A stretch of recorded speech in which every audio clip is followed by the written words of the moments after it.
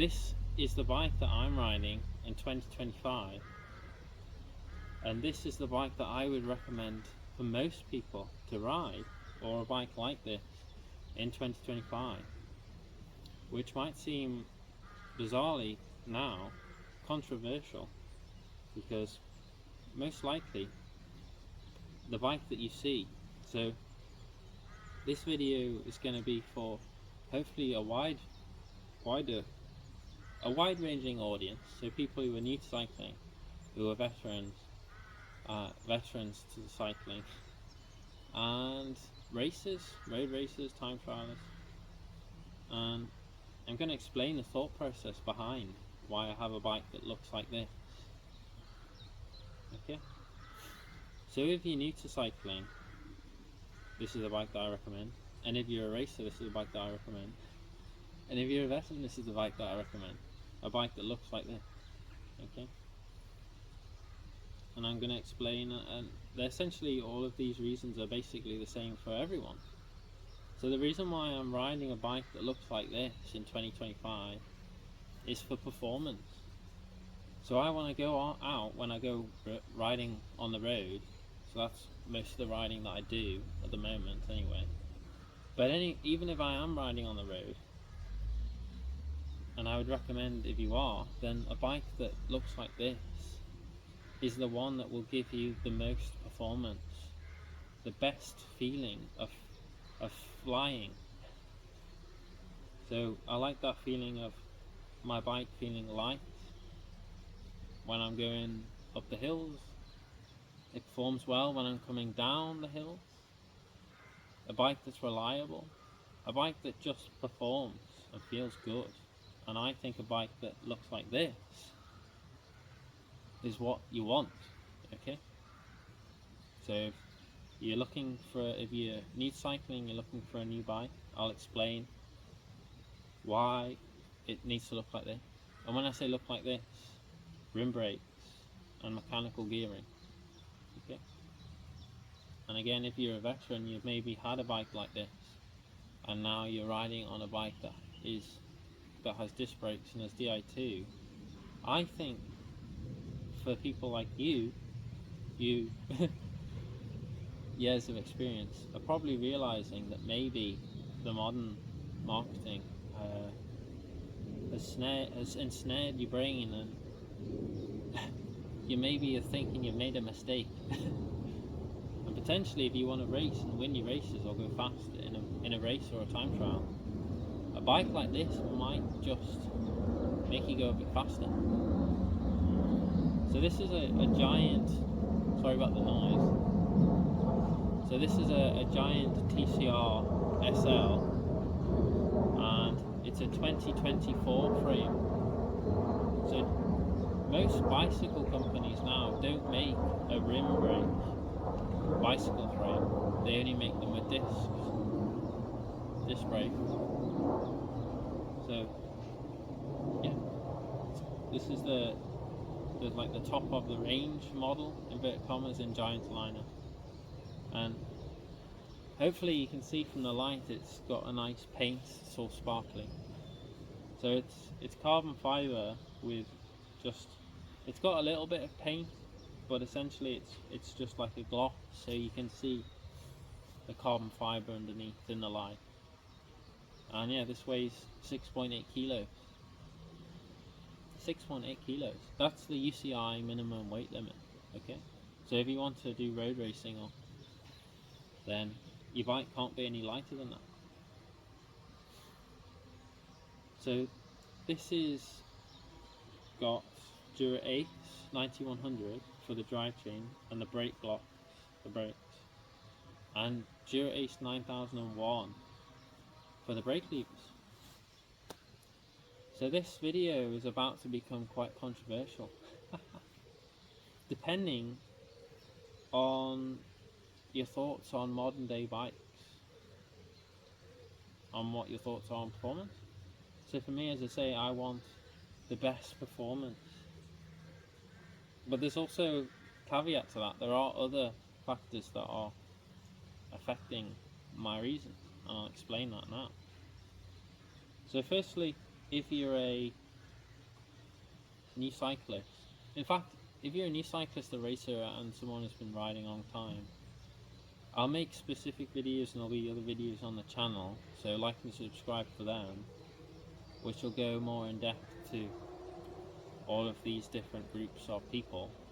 But I think what I'm about to say will be helpful for everyone, because at the end of the day we're all the same, and I think we should all be looking, we can all look for the same thing, and I think they do, they will make the riding more enjoyable for everyone. Okay, so firstly it's 6.8, which feels great when you're riding. As soon as the road goes up, that feels great. So there's quite a lot to, I don't really know where to start here, but so I have rim brakes because I've found that if you want to ride on the road and you want the best performance on the road, then rim brakes give you that.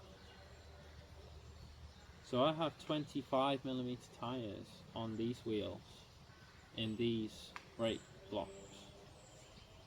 So these tyres are about 250 grams each or so. And I suppose if I say the alternative to this, I'll say what the alternative is, and then you'll be able to see why I think this is the best you can get in this setup. So the reason why I like rim brakes is because they're reliable, so you can always rely on the same braking performance. So that might sound a bit confusing if you are saying, well, disc brakes are better. Well, if this will come from personal experience, you'll realize this, but when you're using rim brakes and you're pulling on the lever, you always know how much you have to pull on the lever before you start to slow down and brake, and that's the same in the dry and in the wet. But on a disc brake, you don't know how much you have to pull on the lever before the brakes start to grab, the pistons start to grab on the disc and slow you down, and that means it's less likely to lock up your wheel, and therefore you're just sliding on your tyre and you're not really in control of your braking performance. So I can really control that moment where I know that I'm about to lock up my wheels, because it's reliable when you're braking and the performance is always reliable. And yes, you might say, well, in the dry it's always good, it's just always good, even on carbon rim. And you might say, well, in the wet it's not very good in wet conditions, especially on carbon. Well, what you have to do is just to start braking earlier, and you just modify your braking technique, and it works. It just always works. And again, the same thing in the wet. You know when you're about to lock up, or it's a lot more easier to control when you know you're about to lock up and you can control your braking. So I don't believe that disc brakes allow you to modulate your braking easier, because you never know when your brakes are going to lock up, and you might pull the lever as much as you did last time when it locked up, and just through experience, having that experience of riding loads of hours, it's never the same. So you never know when you're going to lock up your brakes. Even if you ride for hundreds or thousands of hours, you just never get the same reliability as you do with rim brakes. Try it, find out for yourself. You'll see what I'm talking about. So that's why I have rim brakes. I have narrower tyres, again for the road, because they're lighter. Firstly, they're lighter. 25mm is as wide as I go on the road. It's more aerodynamic at the front, so it's narrower at the front, so it's more aerodynamic than wider tyres. And these are faster, they're more efficient than wider tyres. And I run these with at the moment, I'm using a TPU inner tube. So these tyres are about 250 grams or so. These are Continental GP5000 STRs. And I run them with TPUs. And I've never had a problem with the TPU bursting because the wheels have overheated. That's not happened to me. And I ride my bike quite a lot. So the next thing you might be wondering, have I covered everything from that? And they're reliable, that's another thing. They're reliable as in, these are bomb-proof. So you can fine-tune the adjustments of the brakes. You've got this, with these Dura Ace ones, you have this little release system here where you can widen the pads away or closer from the braking surface. You also have a little adjuster here, little barrel adjuster here, where you can widen the brake blocks open or close them closer to the braking surface. And this system where you have these brake pads here, these are really cheap to replace. Whereas if you have a disc rotor, every time you have to replace that, that's a lot more expensive.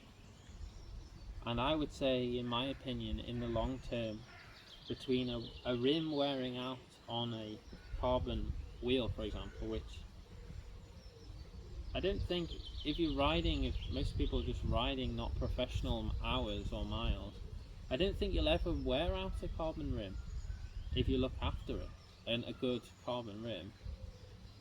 I've never seen that. I mean, I've done quite a few miles, so maybe if you're pushing the pro level of miles, then maybe you might. But in the time that you have a disc brake bike, the amount of disc rotors that you go through and you replace is probably going to be more expensive than in that time. So if you're replacing a £25 or £30 disc rotor over and over again because it's wearing out, getting warped from the heat,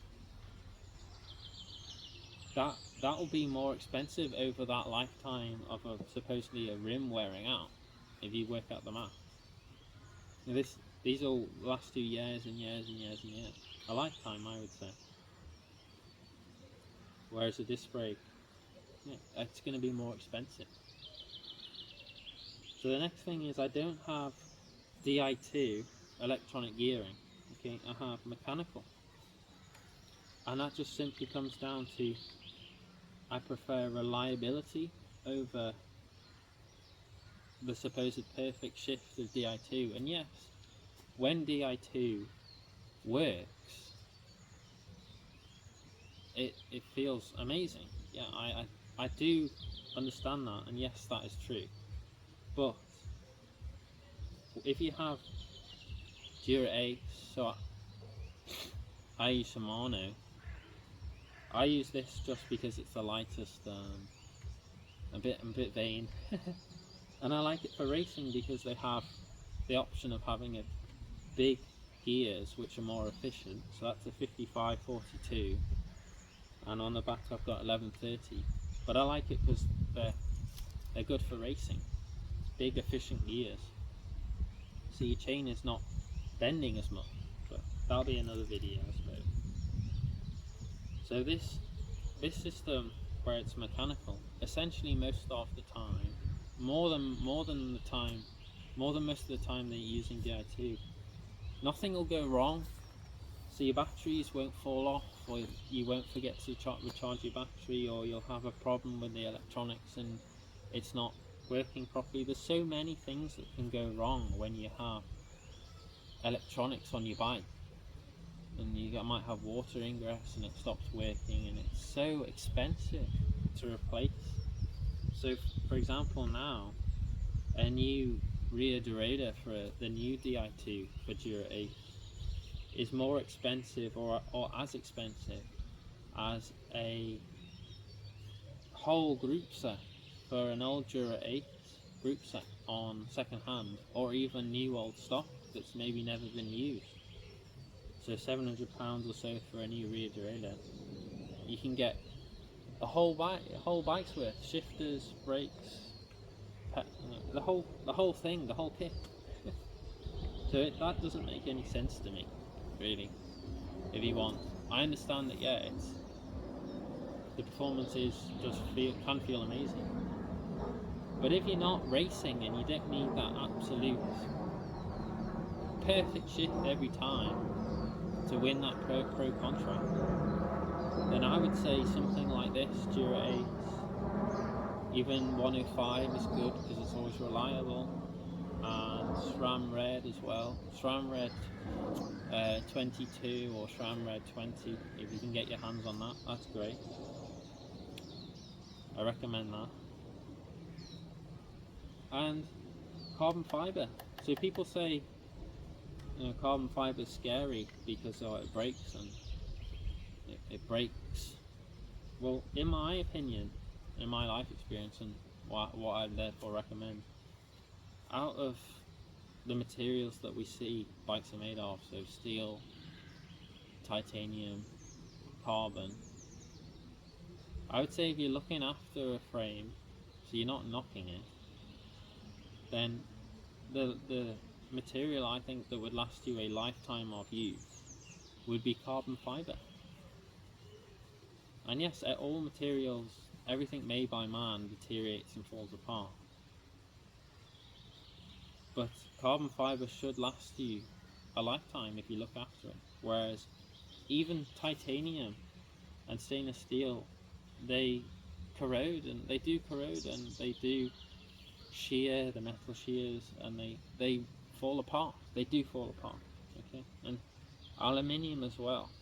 These materials, if you wanted a bike that was going to last you a lifetime, I would say carbon fiber is the material to look to. And yeah, if you have to respect carbon fiber. So if you're going to the cafe, which I never do because all you're going for is caffeine and drugs, just drink enough sugar and you don't need to stop at the cafe. Your bike falls over, or you get a little knock, maybe on the chain stays, then yeah, it breaks easily. Whereas metal, you might knock it and nothing will happen. So just respect the bike, okay? Just get in your mind of respecting your bike and just concentrating more on what you're doing, and not just quickly putting your bike down and it falls over, okay? And ride with people that also respect their bikes and won't knock your bike over. So yeah, these things, I look for reliability. So I like to have things that I know that are going to always work. And I don't have an integrated cockpit of the bar and stem, and I also don't have a carbon bar either, so I don't recommend these, because I find that if you want to change the length of your stem, you want to adjust your bars so that you can fit on your bike properly and be comfortable, then once you're in the prison of always putting yourself more into a corner of having it all integrated, you can't adjust anything. So you can't adjust the length of your stem, and you can't adjust the width of your bars, and you can't do all the fine tuning. You can't adjust the angle of your bar either for your wrist or your shoulders or your back. So you're just stuck, and they're usually really expensive. And I find as well with carbon fiber, if you knock the bars, so even if you have a little fall, or even if your bike just falls over again when you've been to the cafe, you probably will have to replace those bars, because you don't know whether there's a crack or a crack that you can't see that's going to just lead to your bar snapping. And also, if you over tighten the screw that holds your levers on, so if you over tighten it in here, it can cause the carbon to break, and then you can snap the bar. So I don't think they're particularly safe compared to just a tried and tested aluminium bar. So I have an aluminium bar and I have a carbon stem, but I think that combination is reliable. I found that to be reliable. So yeah, there are other things on here that I could change to make this bike 6.7, 6.6, 6.5 kilos. The wheels could be lighter. I could have tubular wheels, so the tires just glued onto the wheel.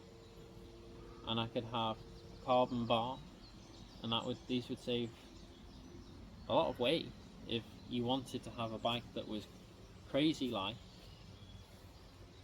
So if you look at the average weight in the professional peloton, the professional road racing scene in the world tour, the pros, the pro cyclists were riding on an average bike weight of about 7.8 kilos in the 2024 season. And I saw bikes that weighed over 8 kilos, 8.5 kilos for a road bike, which to me is crazy. Because, for example, Pantani's bike, the bike that he used to win, I think it was the year that he won the Tour and the Dura. I don't remember exactly off the top of my head, but it was in the region of about 6.98 kilos, and that was, I believe, an aluminium frame, aluminium wheels, I believe. Could be wrong, but that was a bike from about 2000 or 1999, around the turn of the millennium. I can't remember exactly off the top of my head.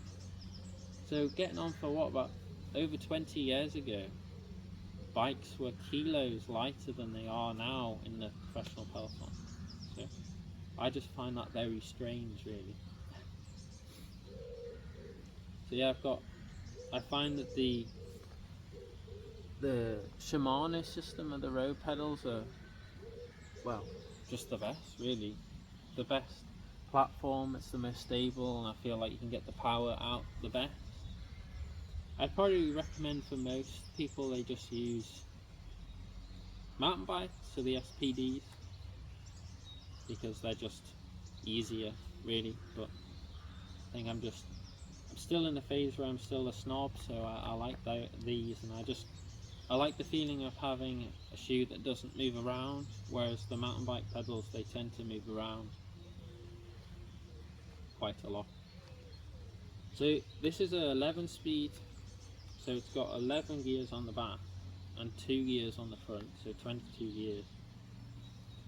And the combination of gears that this has allows me, where I live, to ride up gradients maybe up to about 8, 9, 10% fairly comfortably. And I say I'm about 63, 64 kilos at 5'11". So 1130 or 30 with a 42 gets me around fairly comfortably in most scenarios. If I was going up gradients where it's constantly, so I live in the UK, so yeah, if I was living at the bottom of the Stelvio, then yeah, I would change out my gearing. But I don't have a 1x system. I don't recommend a 1x system, so just one gear on the front.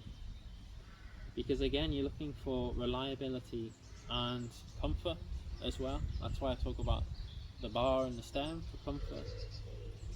And you want gearing for comfort. So no, there's the horror stories that you hear about something happening with the front chain slipping off, and if you look after your front derailleur, and you make sure that you have it indexed properly, then nothing really, 99.99999% of the time, just like if a meteorite fell on your head, nothing you can do about that. It will always work. And I find that it's just user error. So if you're changing your gears at the front and changing gears at the back, and you're getting out the saddle and putting power through the pedals, then you're most likely going to cause some issues. So I find that it's just rider error, and people we just blame our tools rather than taking responsibility for the actions that have led to the problem. So I like to have the range of the gears at the front because it's just more comfortable. And I find the 5542, it's really efficient. It's a really efficient gear, and with the 1130 it's efficient. So I don't go any smaller than 11 on the back, because once you're getting to 10, a 10 tooth sprocket, you're bending the chain so much that it's just becoming really efficient. So this is an efficient drive chain because of the gear combinations that I have. So I know I don't understand the 1x system, why you would limit your comfort on the bike.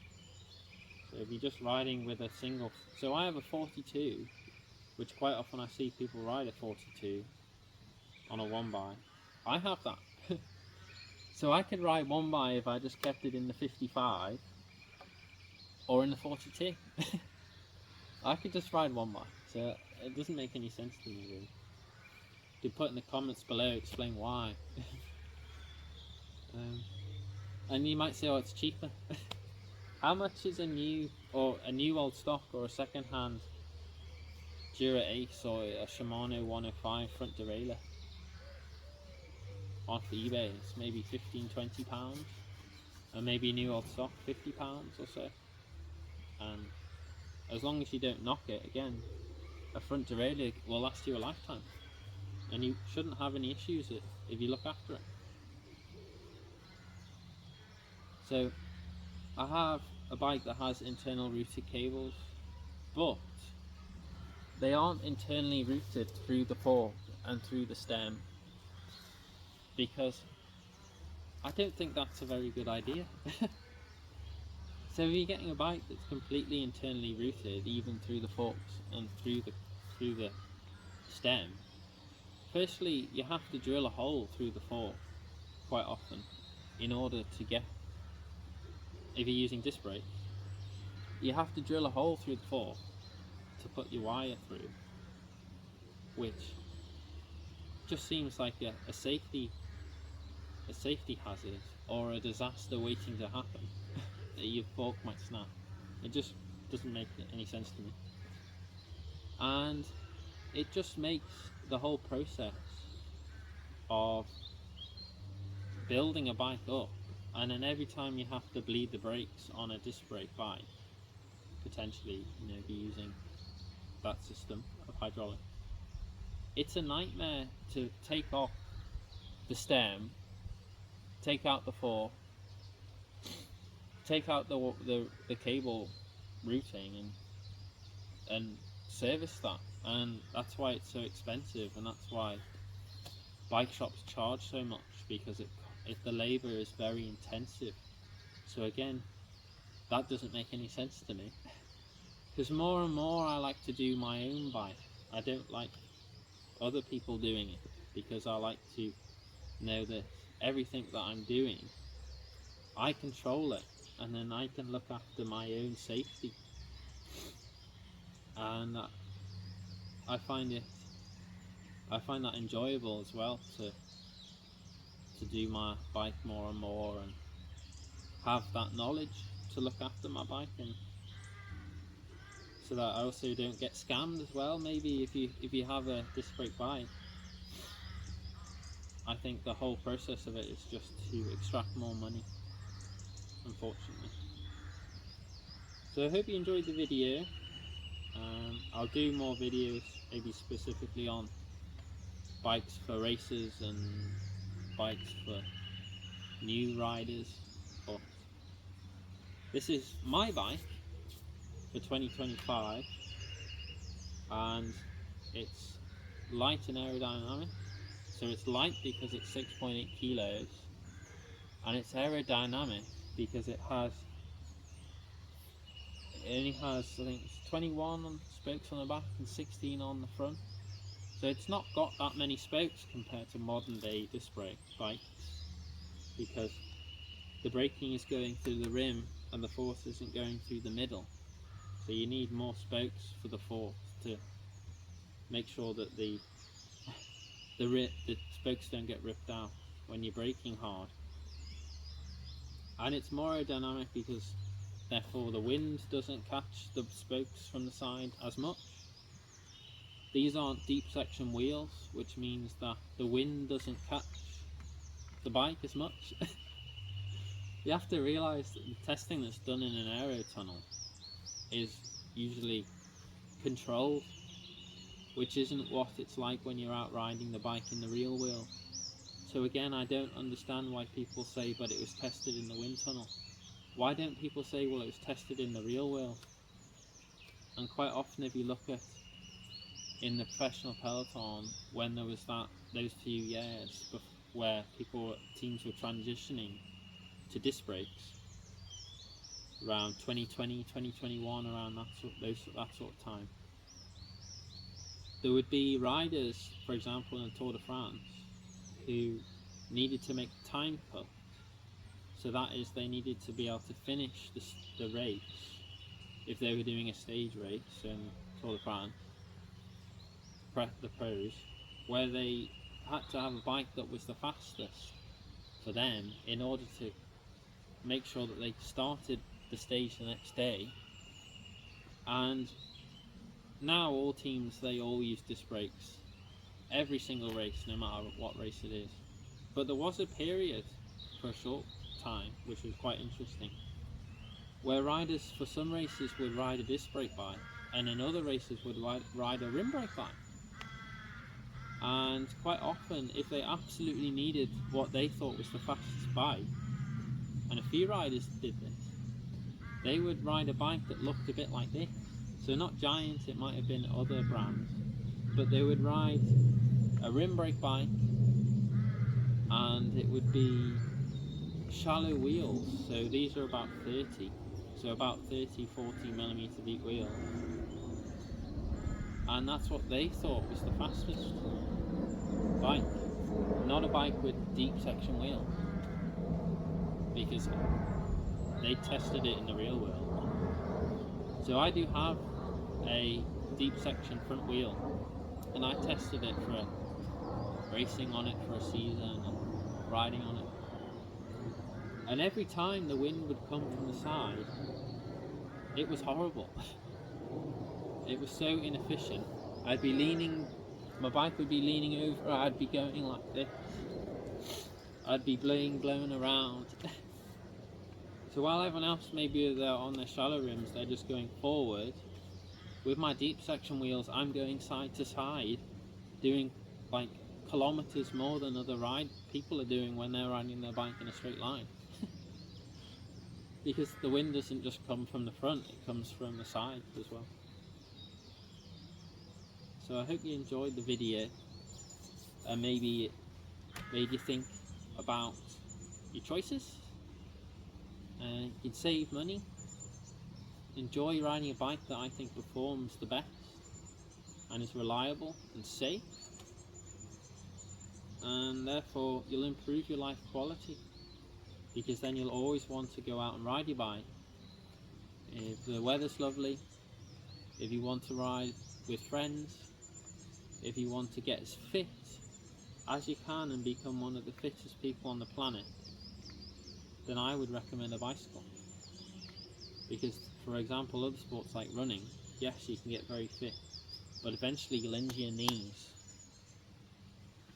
or your ankles, or something will go wrong and you'll want to ride a bike. So in that case, if you want to ride the bike and eat the diet that helps you stay lean and will keep you lean and give you the power that you need to put down the watts, then like and subscribe and check out my other video. So yes, I use a left-sided crank power meter, and I only use the left-sided crank because I found that if you're using a dual-sided power meter, for some reason, Shimano, if it's Shimano, I don't know, they're not very reliable. So I just use the left-hand side. I've always found it reliable. It's cheaper, and you can get to the power meter easy. So this is a precision one. Change the battery there, and really light. It only adds about 4 or 5 grams. And I don't recommend the pedal power meters either, because I don't think they're as reliable, and I think they're a bit of a faff as well. Still, I think the most reliable way to measure your power is on the crank arm. So yeah, a lot of information I suppose in the video, potentially. Maybe a bit controversial. But I suppose a lot of what I say is. Anyway, if I missed anything out, you can ask me in the comments. I have a bit of old inner tube there on my fork, so that's a bit of old latex inner tube. So if I'm doing a bike race and it has a little timing chip, then I just slot it down inside there, and that makes it more aerodynamic. And it's just got these very light quick release skewers here, and these are from, I think, Mount Zoom. They're just, I think for a pair they're about 25 grams for a pair, and I would not recommend these sort of very lightweight skewers if you're over 70 kilos, because I would go for a heavier, more robust skewer. But if you're lighter, like I am because of my diet, 63, 64 kilos, I think they're okay. At least I've been okay on them. So yeah, hope you enjoyed the video. Like and subscribe, and hope you enjoyed the nature backdrop. Going out and cycling in nature, there's not much better, I don't think. The little blue tit up there singing, I think it's a blue tit. Anyway, I'll see you in the next one, and if you got any questions, put it in the comments, and I might make a video on it, or I'll do my best to get back to you. Thanks for your time, and I'll see you in the next one. Ciao.